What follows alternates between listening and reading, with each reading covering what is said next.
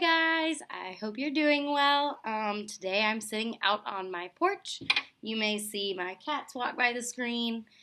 Today I'm going to read the true story of the Three Little Pigs. This is one of my favorite stories, so of course I had to read it to you guys. And it's by A. Wolf. Everybody knows the story of the Three Little Pigs, or at least they think they do. But I'll let you in on a little secret. Nobody knows the real story because nobody has ever heard my side of the story. I'm the wolf, Alexander T. Wolf. You can call me Al. I don't know how this whole big bad wolf thing got started, but it is all wrong. Maybe it's because of our diet. Hey, it's not my fault. Wolves eat cute little animals like sheep and pigs. That's just the way we are. If cheeseburgers were cute, folks would probably think you were big and bad too.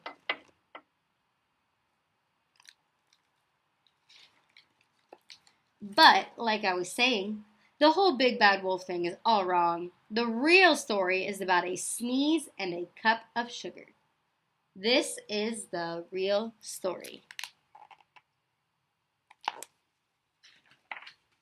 Way back in Once Upon a Time, I was making a birthday cake for my dear old granny. I had a terrible sneezing cold. I ran out of sugar.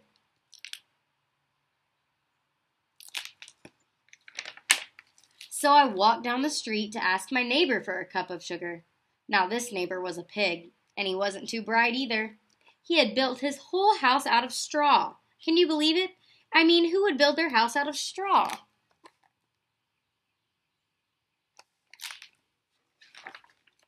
So, of course, the minute I knocked on the door, it fell right in. I didn't want to just walk into somebody's house, so I called, Little Pig, are you in? No answer. I was just about to go home without the cup of sugar for my dear old granny's birthday cake. That's when my nose started to itch. I felt a sneeze coming on. Well, I huffed, and I snuffed. And I sneezed a great sneeze.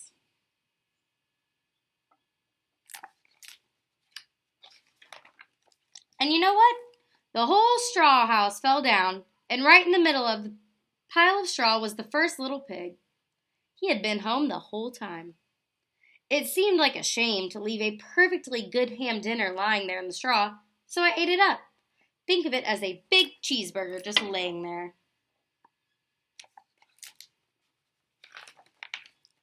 I was feeling a little better, but I still didn't have my cup of sugar, so I went to the next neighbor's house. This neighbor was the first little pig's brother. He was a little smarter, but not by much. He had built his house out of sticks.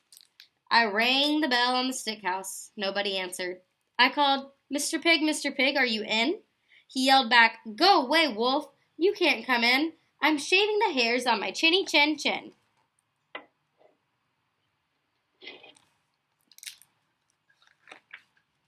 I had just grabbed the doorbell when I felt another sneeze coming on. I huffed and I snuffed and I tried to cover my mouth, but I sneezed a great sneeze. And you're not going to believe it, but this guy's house fell down just like his brother. When the dust cleared, there was the second little pig. Wolf's honor.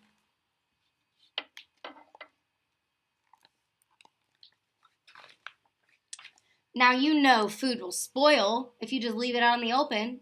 I did the only thing there was to do. I had dinner again. Think of it as a second helping. I was getting awfully full, but my cold was feeling a little better. And I still didn't have that cup of sugar for my dear old granny's birthday cake. So I went to the next house. This guy was the first and second little pig's brother. He must have been the brains of the family. He had built his house out of bricks. I knocked on the brick's house. No answer. I called, Mr. Pig, are you in? And do you know what that rude little porker answered? Get out of here, wolf. Don't bother me again.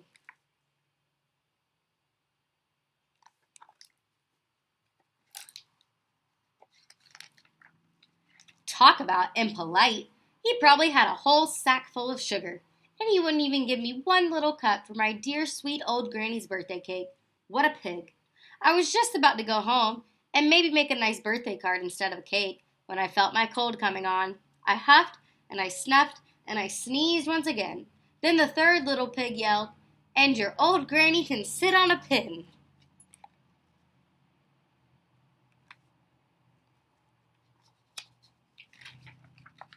Now, I'm usually a very calm fellow, but when somebody talks about my dear old granny like that, I go a little crazy. When the cops drove up, of course I was trying to break down the pig's door, and the whole time I was huffing and puffing and sneezing and making a real big scene.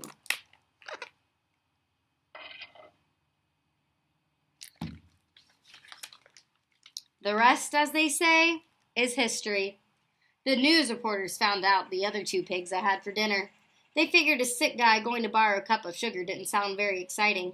So they jazzed up the story with all that huff and puff and blow your house down. And they made me the big bad wolf. That's it. The real story. I was framed.